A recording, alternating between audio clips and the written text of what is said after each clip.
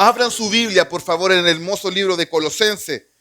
Epístola de apóstol Pablo a los Colosenses, capítulo 2. Vamos a hablar sobre dos versículos, el versículo 6 y el versículo 7. Colosas era una iglesia que estaba ubicada en la localidad de Frigia, que es actual Turquía. Estaba ubicada en ese lugar, la hermosa iglesia de Colosas. Estaba a 180 kilómetros de Éfeso, ciudad puerto, muy parecida a Corintio. ¿Por qué le digo esta cita? Porque es necesario entender que la iglesia de Colosas, como la iglesia de Éfeso o las que estaban en ese sector, fueron avivadas en el avivamiento del apóstol Pablo cuando fue a principios de este siglo, del siglo I. Fue un momento donde empezó a predicar en las iglesias, en las sinagogas o en los parques, y se produjo un avivamiento. Y ese avivamiento trajo por ende la construcción de nuevas iglesias. Y una de esas iglesias que nació fue la iglesia de Colosas, o Colosenses, porque el lugar era Colosas. ¿Ya? Por lo tanto, nosotros queremos situarlos en ese momento. En el momento de un avivamiento, de un mover, nació esta iglesia. Si no me cree, por favor, vaya al libro de Hechos, capítulo 19, versos 10 y 12, donde habla de un avivamiento en ese sector que se produjo ese efecto en los otros lugares. ¿Se acuerdan que cuando en el capítulo 19 del libro de los Hechos también habla de cuando Pablo predicó en Atenas y no le fue muy bien? Bueno, pero Pablo después entendió, porque después se fue a Éfeso y produjo un avivamiento. ¿Y qué produjo en ese avivamiento? El nacimiento de nuevas iglesias. Y eso es todo lo que tiene que ver con un nacimiento de nueva iglesia. ¿Por qué? Porque nace de la nada. Y quiero que por favor leamos todos juntos el verso número 6. Dice así: por tanto, de manera que habéis recibido al Señor Jesucristo, andar en Él, arraigados y sobreedificados y confirmados en la fe, así como habéis sido enseñados, abundando en acciones de gracia. ¿Lo entendemos, no? ¿O lo leemos de nuevo? Por lo tanto, de la manera que habéis recibido al Señor Jesucristo, andar en Él, arraigados y sobreedificados en Él y confirmados en la fe, así como habéis sido enseñados a abundar en acciones de gracia. Yo, cuando estaba preparando esto, y me acordé de un libro que nunca voy a leer. Porque en 1925, cuando el escritor lo hizo, generó una batahola en su país de origen, que fue Alemania. Se llama el libro de Mi lucha, de Adolfo Hitler, en donde él habla sobre lo que él veía de la visión o la cosmovisión que él tenía con respecto a su nacionalismo o a su propia identidad como alemán, y que hablaba de que el comunismo y el judaísmo eran las peores pestes que había y había que exterminarlas. Entonces, pero a mí lo que me quiere decir es el título del libro: Mi lucha. Mi lucha. Él tenía una visión de cómo él miraba el mundo y lo hizo en 2 libros. Una fue editada en 1925 y después al año subsiguiente fue el segundo tomo. Y ese libro formó la identidad de lo que era el nazismo. Y usted sabe lo que produjo el nazismo. Más de 6 millones de judíos muertos, mucha devastación en Europa, en la Primera y la Segunda Guerra Mundial. Por lo tanto, no le voy a hacer una clase de historia, pero sí le quiero mostrar que hay personas que influencian a un mundo y la gente le cree, y ellos le llaman mi lucha. El comunismo y el marxismo se toman de ahí para decir mi lucha, la lucha de las clases sociales, la lucha del comunismo por la igualdad de la sociedad. Entonces, ¿y el cristianismo, ustedes no creerán que también tiene su lucha? El cristianismo tiene su lucha. Y el cristianismo, yo lo baso en aquellos que han aprendido a caminar en la fe y a recibir el evangelio por la gracia. Saben que el caminar no va a ser fácil, no va a ser de flor en flor. Van a haber muchos conflictos, porque el primer conflicto que nace en un creyente o en un nuevo creyente es la lucha interna que debe de vivir el nuevo creyente. Si no hay una incomodidad, si no hay una reciprocidad en el hecho de decir que tienes que enfrentarte a tus miedos, a tus pecados, a tus errores, a lo que nace en esta vieja y podrida naturaleza, que en algún momento esta naturaleza se convertirá en algo glorioso, porque nos despojaremos de esto y nos convertiremos en un cuerpo glorificado. Pero eso, mientras no suceda, vamos a vivir nuestra lucha. Nuestra lucha. Y la lucha tuya es muy similar a la lucha que tiene tu vecino. El problema sería de que si no luchamos, si no adaptamos a este círculo vicioso de todo esto. Miren, Pablo aquí advierte algunos peligros de algunas personas que se oponían a la fe. Pero no está hablando de aquellos que se oponen de fuera de la iglesia, sino de los que nacen desde adentro. Con ideas, con ideologías, con falsas verdades, con verdades a medias. Y es la lucha que todo cristiano en las edades va a tener que luchar. Cada generación tiene que responder a esa necesidad y tiene que enfrentar su lucha. La lucha que vivimos nosotros no es la misma lucha que vivieron nuestros abuelos, a donde las carencias físicas, donde las carencias emocionales, muchos de los que nos precedieron no sabían ni leer ni escribir. Y su lucha era esa, la ignorancia. Pero hoy nuestra lucha no tiene que ver con eso. No hay ninguna, quiero que no pasa acá, yo creo. No hay ninguna herejía que nazca de la iglesia para ir en contra de lo que está establecido en su palabra. Pero sí hay ideologías, pero sí hay a medias verdades que los predicadores o los enseñadores tratan de transmitir a la gente y la gente lo cree, sustrayendo lo más valioso que tiene un creyente, que es la fe. La fe. Nos persuaden con ideas falsas, enseñanzas falsas, para que nosotros creamos a medias tintas para que ellos puedan sobrevivir a todo esto. Y la pregunta tuya y la mía, ¿cómo podemos identificar una falsa enseñanza? El apóstol Pablo habla aquí, porque él estaba, le voy a decir en el contexto, él estaba luchando con aquellos agnosticismos. El agnosticismo es que creían que alguien había creado todo esto, pero que no estaba interesado en su creación. Y Pablo le dice, y lo peor de todo, que atacaban la deidad de Cristo. Por lo tanto, Pablo le dice en el capítulo en este mismo capítulo, en el verso 9, le dice, en Cristo habita corporalmente toda la plenitud de Dios. Dándole por sentado de lo que le estaban enseñando era algo erróneo. ¿Y qué es lo que nosotros podemos identificar como una mala enseñanza? ¿Qué es lo que podemos identificar? La gracia, ¿quién lo dijo acá? La gracia lo perdona todo, ¿o no? La gracia lo perdona todo. ¿Es así? ¿El Señor no hace exclusión? Acuérdense del famoso texto. No todo aquel que me diga Señor, Señor, entrará en el reino de los cielos. Es que yo hice milagros, yo hice esto, yo hice lo otro. Eso no significa que tienes el acceso a entrar a la presencia de Dios. No tienes tú la posibilidad de por tus obras, de que yo ofrendé, yo hice esto, yo construí, yo hice acá. Por tus obras no te vas a justificar. Ni porque tú asistas a una iglesia te vas a justificar delante de Dios para que puedas entrar y vivir una vida plena. No es la manera. Si no pasas por la cruz, no va a haber vida eterna. Si no pasas por tu lucha personal e íntima, no vas a entrar a la vida eterna. Lo que promete que cuando tú luches, Él va a estar contigo.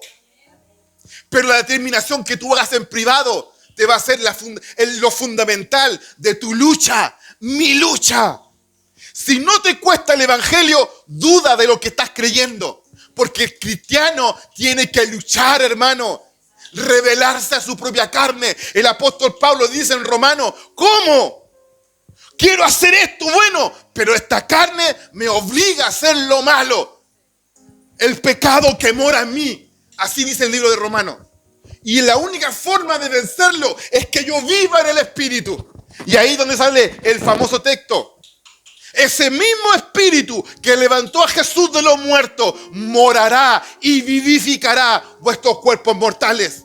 Entonces la importancia también tiene que ver con mi relación con el Espíritu. Porque cuando dice el Salmo 91, el que habita morará No dice el que pasa de paso. ¿Cuántos han viajado alguna vez a algún lugar? Yo cuando voy a La Serena, mi parada es siempre Los Vilos. A la Copet de Los Vilos, a tomarme un café que me gusta el latte. Y mi parada obligada ahí, para tomar un respiro, un descanso y seguir. Yo no voy a Los Vilos, yo voy donde mi hermano, a Guanaquero, La Serena. Es lo mismo que te digo yo, el que mora, no el que viene de paso, el que habita, el que ocupa la presencia de Dios. Escúcheme bien, no como un amuleto. Porque los israelitas cometieron ese error. Cuando estaban peleando con los filisteos en la segunda carta de Samuel, no creo que es la primera, cuando dicen vamos a caer el arca, como diciendo que el arca nos va a dar la victoria. Y pasó con el arca, se la chorearon. Se la llevaron los filisteos, la pusieron en el altar de Dagón y al día siguiente todas esas estatuas estaban puestas a piso. Porque el Dios que te estoy predicando es un Dios real. Aunque la gente sustrae esta verdad y quiera que el evangelio sea una cosa simplificada, es una mentira, es una herejía. Decir que el Señor solamente perdona los pecados y vivamos en la gracia es una mentira. Ven, trae tus diezmos al alfolí y se llenan tus campos. Eso le está diciendo al pueblo judío. Hoy te dice, ven, entrégame tu corazón. Es ahí donde yo quiero habitar. Dejaré las tablas de la ley esculpidas en piedra y se las esculpiré en el corazón del hombre. Hablando de la importancia de la relación personal que tú y yo tenemos que tener con Dios. Y que tu lucha va a ser su lucha. ¿Me entiendes? ¿Me doy a explicar o no? Por lo tanto, hermanos, las tergiversaciones de los hechos, fábulas. Me he encontrado con un montón de personas que son creyentes, hermano.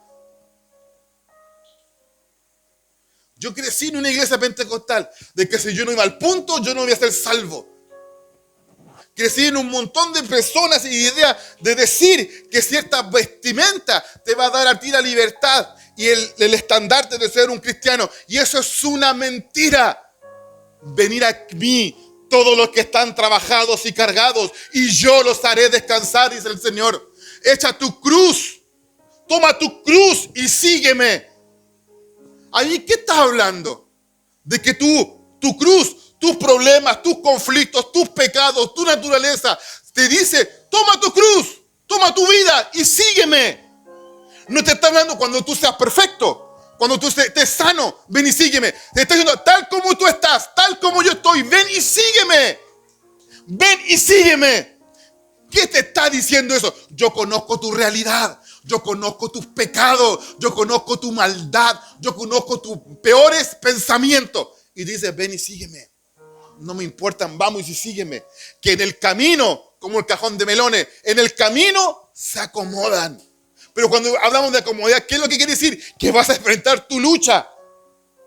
Quebrantos, angustias, dolores, lágrimas, para que tu corazón y tu vida sea agradable delante de Dios.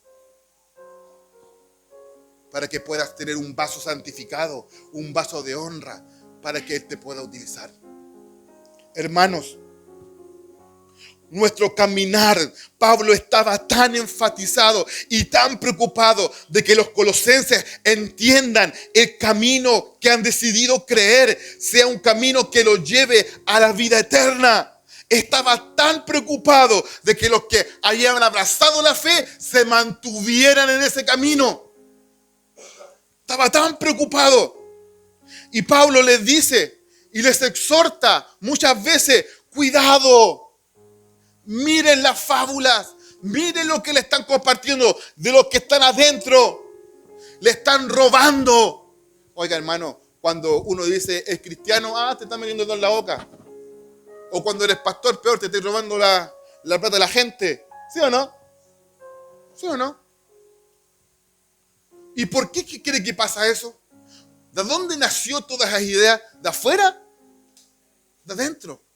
Los malos ejemplos, hermano. Aquella gente que no ha conocido, no ha crecido en la fe, Y no para manipular, hermano, sino para que entendamos claramente que lo que tenemos aquí, hermano, aquí va a quedar. Aquí va a quedar. Pero lo que sí permanece es lo que Cristo hace en tu vida, en tu corazón. ¿Y qué es lo que tú haces con eso? Siempre digo, tú decides lo que vas a querer en tu vida, pero no critiques al Señor si las cosas te salen mal. Porque si tú sacas al Dios de la ecuación, siempre te va a dar el negativo, por hermano. Si menos por menos, es más. Esa es la ecuación, ¿o no? Los que estudiaron, ¿cierto? Menos por... Yo nunca entendí esa cuestión, hermano. Menos geometría. Josué, ¿puede poner Romanos 10:9, por favor? Porque miren, les voy a dar un ejemplo de interpretación bíblica. Vengo hasta con mi comentario bíblico. Si confesáramos con tu boca si confesares con tu boca al Señor Jesús y creyeres en tu corazón, ¿qué? ¿Cuál es la fe? ¿Cuál es el resultado de que tú confieses? Que tú creas es que Dios lo resucitó de los muertos. ¿Y qué dice? Explico de nuevo. ¿Cuál es la consecuencia de confesar con tu boca que Él es el Señor? Que crees en tu corazón que lo resucitó Jesús. Que Dios resucitó a Jesús. ¿Y qué es la consecuencia? ¿Y de qué vas a ser salvo?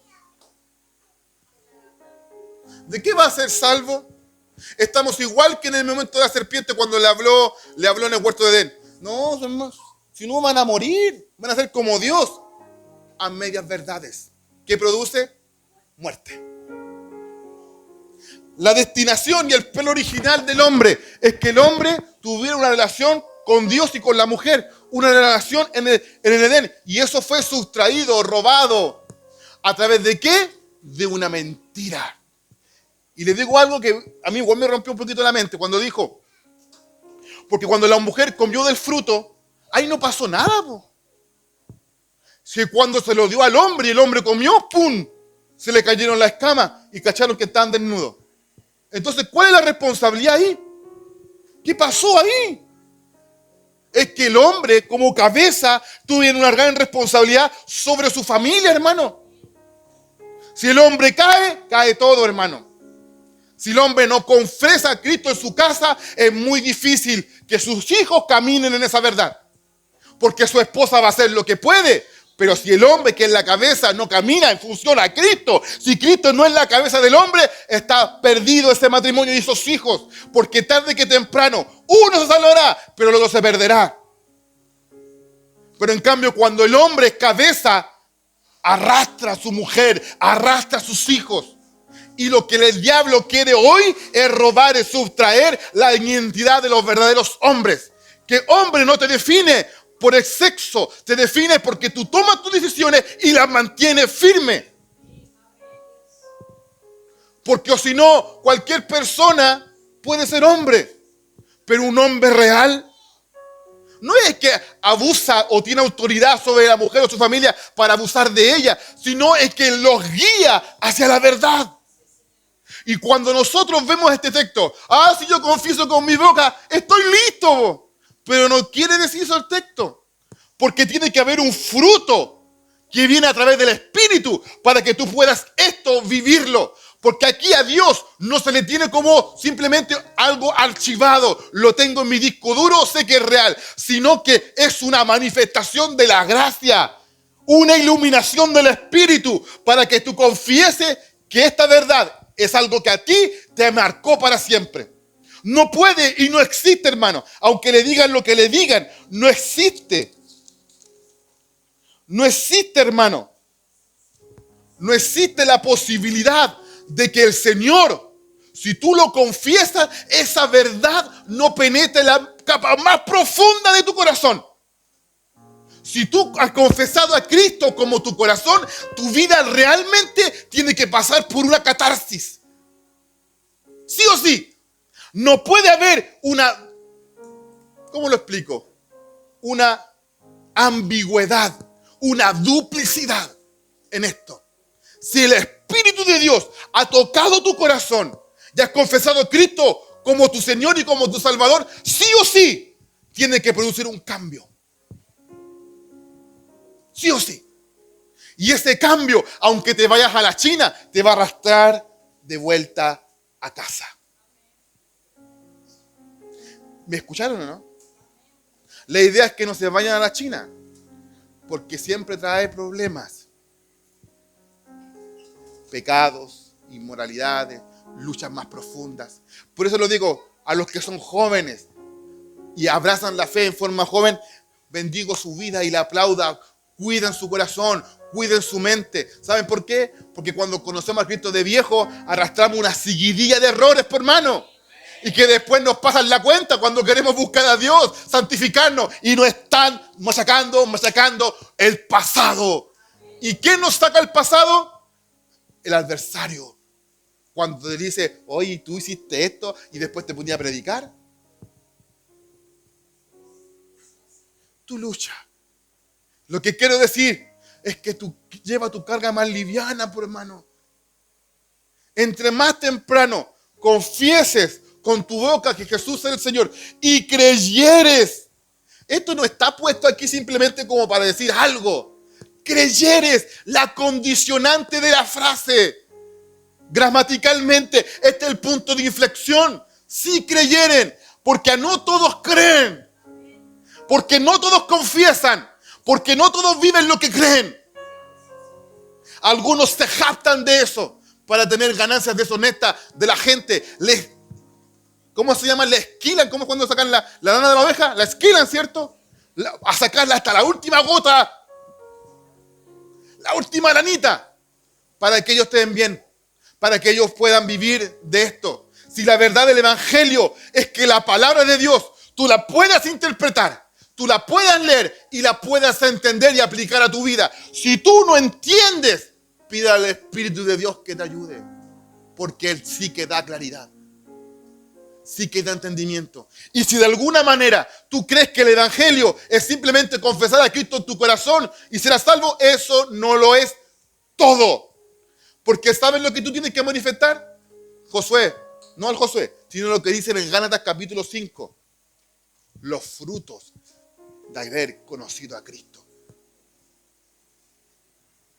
¿Quién ha abrazado la fe? Levante la mano. ¿Quién ha abrazado la fe?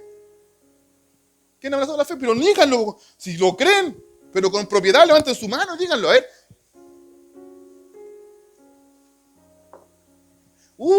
Pucha, la poca fe que tiene el hermano, ¿eh? Yo tengo más fe en ustedes. ¿Ya, cierto? Dejen la mano levantada los que dijeron que si levanten la mano. ¿Cierto? Ya. Muéstrenme sus llagas. Muéstrenme sus cruces. Muéstrenme su crucifixión. Porque a todo aquello que ha reconocido a Cristo ha pasado por la puerta que es la cruz. Y muestra las llagas, los errores, los pecados y cómo el Señor ha lavado con su sangre nuestras heridas y nos ha puesto de pie. Eso que habla de que el Señor no ha sido simplemente un archivado, sino que ha estado en nuestra historia. Porque Él dice, yo permanezco fiel, aunque ustedes permanezcan infieles. Yo estoy ahí. Cuando la palabra del Paracleto está hablando de que estoy junto a ti, ¿han escuchado? Yo creo que lo compartí un día, que la palabra del Espíritu es muy sensible y aprieta cachete y se va cuando tú pecas. ¿Han escuchado o no? Con la paloma, ¿será tan así? La unción puede hacer eso, pero Él va a estar ahí. ¿Hasta cuándo? Hasta que te obligue a confesar tu error. Porque se cumple lo que está en el libro de Juan. Si confesares con tu boca que Él es el Señor y que tienes en tu corazón, serás perdonado. O no se olviden lo que obligó el Espíritu de alguna manera a David a confesar. Mientras callé, se envejecieron mis huesos. Mientras pecaba, él se consumía, y que de alguna manera el Espíritu lo obligó a confesar su error. Y no fue hasta que el profeta Natán lo descubrió. Por lo tanto, hermano, Él va a estar ahí.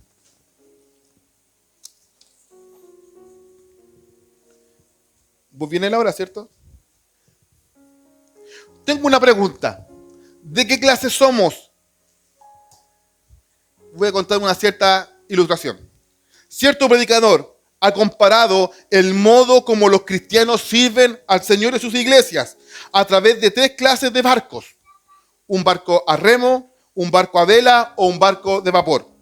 Hay cristianos que dicen desear hacer grandes cosas para Dios y para su iglesia. Pero ¿qué es lo que dicen? Pero despacito. A mi my way, a mi manera. No me urjan. Otros según el viento de sus propios pensamientos, de donde sopla el viento. Y está la tercera, que son los obedientes al Espíritu. Tan pronto como el Espíritu les dice algo, ellos zarpan. ¿Qué clase somos nosotros? ¿La del remo? ¿La de la vela? ¿O la del vapor? ¿Cuál tú identificas? Queremos hacer cosas para Dios, pero despacito. Queremos de alguna manera ir por donde el viento nos lleva, mis ideas, mis pensamientos, o cuando obedecen al Señor, el llamado a zarpar y partimos. ¿De cuál cree que es usted? Qué difícil, ¿ah? Ojalá fuéramos el tercero. Porque en el servicio al Señor es como consecuencia de haberlo conocido. Nadie puede servir al Señor si no le conoce. Porque o si no, va a pensar que le va a servir al pastor, le sirva a los hermanos. Hermanos, que tú traigas un vaso de agua, le estás sirviendo al Señor porque es tu servicio, a lo que Él amó. Si lo más importante de la iglesia no es la estructura de la iglesia, es la gente que habita en ella. Y por eso cuando tú le sirves a ellos, por consiguiente le sirves al Señor. Cuando tú oras por alguien, le estás sirviendo al Señor. Cuando instruyes en el camino a alguien, le estás sirviendo al Señor. Cuando de alguna manera tú quieres que el otro crezca en esta verdad, estás sirviendo al Señor. Cuando dice la Biblia, cuando uno ha pecado y tú vas y le exhortas y le enseñas, estás librando a una persona del fuego eterno. Le estás sirviendo al Señor. La pregunta es, ¿cómo lo hacemos? La espiritualidad no se basa o no se basaría en rendimientos personales, porque estamos destinados al fracaso. Esto no es por rendimiento académico y no es por cómo te vaya bien en la prueba, te vas a sacar una nota. Esto no es por eso. Es por entender que tú has nacido de nuevo, que yo he nacido de nuevo, que tengo un camino, una dirección, un norte definido, que no es mi rendimiento. No es decir, en el mes vine todos los días a la iglesia, ¡pim! Punto bueno. Me conecté a las clases, ¡ting! Bueno. No es mi rendimiento. Hoy que oré 2 veces. No. Que eso es la consecuencia de haberlo buscado en secreto. Esa es la consecuencia de haber orado en lo privado, de entender que tengo una historia con Dios, de que Él viene a ser huésped de mi vida. No simplemente alguien que pasó. Residencia. Residencia del Espíritu en la vida del nuevo creyente o del creyente que lleva años pero ha perdido el foco, hermano. ¿Sabe cuál es el problema de aquellos que avanzamos en la fe durante años? Es que a veces se nos corre la barra, por hermano. También cazamos mosca. Ay, ¿por qué no le decía esa palabra? También se nos corre la aguja, pensando que a través del intelecto, o a través de las emociones, o a través de lo que es el conocimiento, uno puede servir al Señor, cuando se le olvida que para servir al Señor, uno tiene que conocerlo en privado. Santifícanos en tu verdad. Y esa palabra es en secreto. En secreto arreglamos las cosas hasta que se las ponga en público. Porque siempre Dios corrige en privado, ¿cierto? Pero ¿cuándo te va a corregir si nunca pasamos ahí? Hasta que tenga que exponerte, por hermano. Obvio, po. Si Él es el más interesado en que tú y yo lo conozcamos. Y si alguna vez tú confesaste a Jesús en tu Señor, eso te va a carcomer y golpear todas las veces en tu corazón, en tu mente. Porque cuando tú confesaste al Señor, Él lo tomó en serio. Personas que no creen, no pueden realizar cierto tipo de obra sin fe. Me dio calor, hermano. Disculpe, me dio calor. Cuando el apóstol Pablo escribe en el libro de Efesios capítulo 2, dice que la salvación es por gracia, ¿cierto? no por obras para que nadie se gloríe, y que eso no tiene que ver con ellos, tiene que ver con Dios que lo dio, pero el capítulo, el verso 10 dice, pero debemos mostrar obras de que hemos creído. Las obras no te salvan, pero dan testimonio de lo que crees. ¿Cuál ustedes consideran que son las obras que debe manifestar un cristiano? ¿Cuáles son las obras? ¿Sí? Y ahora recién voy a predicar. Las 4 características de aquellos que sirven al Señor. Arraigados. De haber expresado el resultado de una acción pasada que se me hace presente en el hoy. Arraigados en el hecho de que Cristo murió en la cruz y en base a esa mi fe está puesta en eso. Arraigados en la verdad de Cristo. Él murió por mí. En el pasado, hoy lo saco a colación y eso me mantiene firme. Arraigados en la promesa de su resurrección. ¿Se entiende, no? Entonces tú tienes que analizar en qué estoy arraigado, en una emoción. ¿En qué estoy arraigado? ¿En qué estoy confiando? ¿En que me invitan o soy simplemente un cristiano a medias tintas? Un cristiano, perdóname la palabra, de cartón, que sé la verdad, pero no tengo arraigado, no tengo fundamentado nada en lo que yo creo. Solamente vengo porque me lo dicen que yo venga, pero no siento la lucha, no siento la carga, no estoy arraigado en la palabra ni en Cristo. Pero aquellos que están arraigados, la característica primera es que están arraigados en lo que Cristo hizo en la cruz en el pasado. Segundo, edificados en la fe. ¿Puede poner Jeremías 17:8, por favor? Edificados en la fe. No da a entender que es una acción divina. Mire, aquí lo escribí, pero lo quiero explicar de una manera diferente. Que toda acción que Dios hace en el creyente es una acción divina y que es la única manera de que el creyente sea fortalecido, el que el Señor actúe en tu vida y tú se lo permitas. Es la única forma de que Él nos fortalezca. Porque ¿cómo nos fortalece? ¿Cómo se fortalece el hormigón cuando se mezcla? Con el agua, ¿cierto? Para que se endurezca, es que es el catalizador para que eso se endurezca.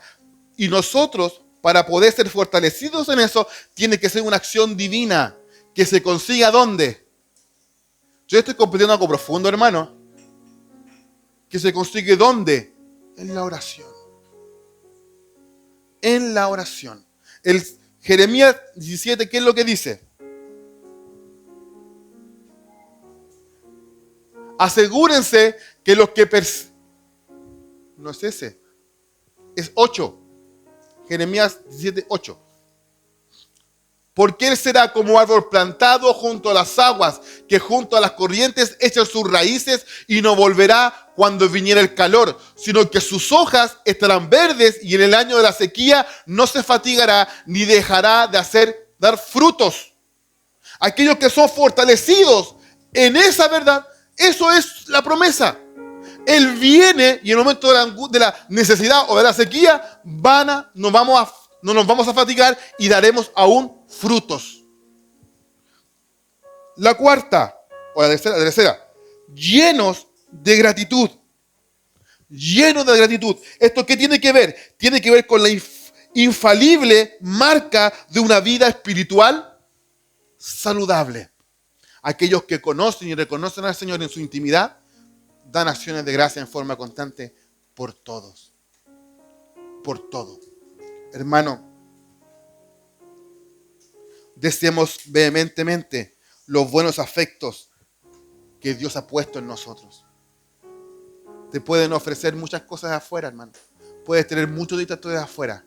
Pero si hemos conocido la verdad, peleemos vehementemente por alcanzar su gracia, su misericordia, para que podamos conducirnos y caminar en esta fe. Y luego de eso, poder compartirla con otros. Poder compartirla con nuestros hijos. Poder compartirla con el vecino. Poder compartirla con aquellos que nos miran y nos observan. Y que tu calidad de vida sea una calidad de vida en donde honre lo que Dios hizo en la cruz por ti. podemos mentir, podemos de alguna manera ser imitadores de algo que no es bueno. Podemos nosotros de alguna manera, lo que predicamos, lo que enseñamos, vivir una vida no plena. Pero el Señor nos enseña que a través de su gracia podemos alcanzar esa plenitud. La plenitud. Y la iglesia es la esfera en donde se lleva a cabo el propósito de Dios en la tierra. Es la iglesia. ¿Y quién es la iglesia? Nosotros somos la iglesia. ¿Y dónde va a manifestar su gracia y esta verdad? En nosotros. ¿Y saben para qué? ¿Saben para qué? Para que seamos plenos. Josué, quiero terminar con este versículo. Filipenses capítulo 2, verso 13. Muchos lo han dicho. Muchos lo han dicho, hermano. O lo han escuchado en algún lugar. Pero quiero enseñarle algo. Porque Dios es el que en vosotros obra. Y hace el querer como el hacer según su buena voluntad. Qué lindo texto, hermano, ¿cierto? ¿Usted qué interpreta de eso? Es que Dios quiere. Dios da ese deseo en tu corazón y lo pone para que tú le sirvas al Señor. ¿Sí o no? ¿Lo decimos de esa verdad, no? Desde este punto de vista, el Señor pone el deseo en tu corazón. ¿Y lo pondrá en alguien que no lo busca? No, po.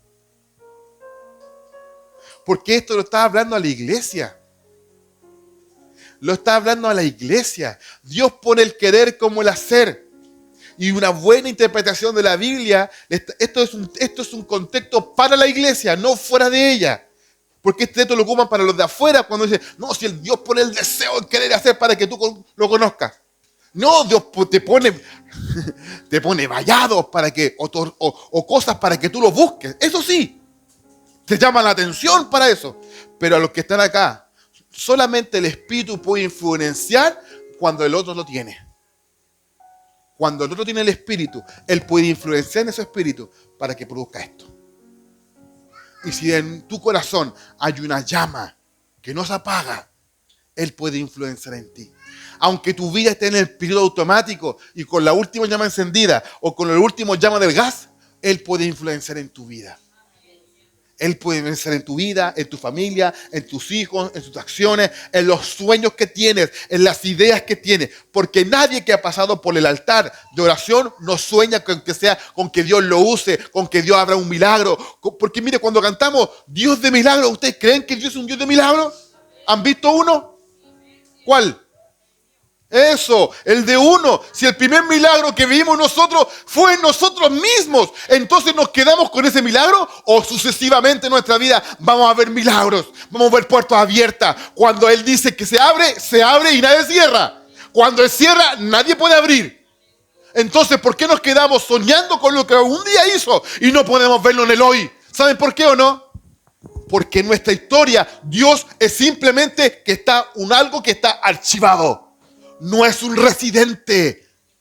Y es por eso que no vemos su mano obrar. Y por eso la iglesia es tan sedienta de algo bueno. Porque la gente cristiana se va a ver el tarot. Gente cristiana va a la China a ver a la Ilama, a ver si algo de espiritualidad agarra. Gente cristiana va y dice, no, voy a hacer yoga. Hermano, eso no es correcto. Si alguien conoce a Cristo, no necesita nada más que a Él. Si alguien ha sido arraigado, fortalecido, edificado en Él, no necesita nada más. ¿Qué es lo que necesita? Una acción. Doblar tu rodilla y confesar que Él es el Señor. Eso es lo que necesita. Pero la gente, ¿qué enseña de aquí? A cómo se mueve, a la jactancia, a la opulencia de todo esto, pero no al verdadero mensaje del Evangelio. Que el Evangelio, ¿cuál es? Es un poder transformador en el interior, que se externaliza por el poder de Él. Y es eso lo que la iglesia hoy flaquea. Cantamos, saltamos, adoramos, templo hermoso, grande o humilde, pero ¿dónde está Dios? ¿Dónde está su obra? ¿Dónde está su mano poderosa? Sanando al enfermo, liberando al oprimido, edificando al creyente. ¿Dónde está? Es como cuando dijo, ¿y dónde está el Dios de Elías? Durmiendo. Pero Él no está durmiendo. Los que estamos durmiendo somos nosotros. Sucumbido en un mundo globalizado que cada vez nos atrae más. Y pequeños detalles marcan la diferencia. Un poquito de levadura leuda toda la masa. Un poquito de pecado leuda todo. Y lo fermenta y lo pone hediondo. Y Dios nos manda a ser vasos santificados, vasos de honra, a pesar de tu pecado y de mi pecado.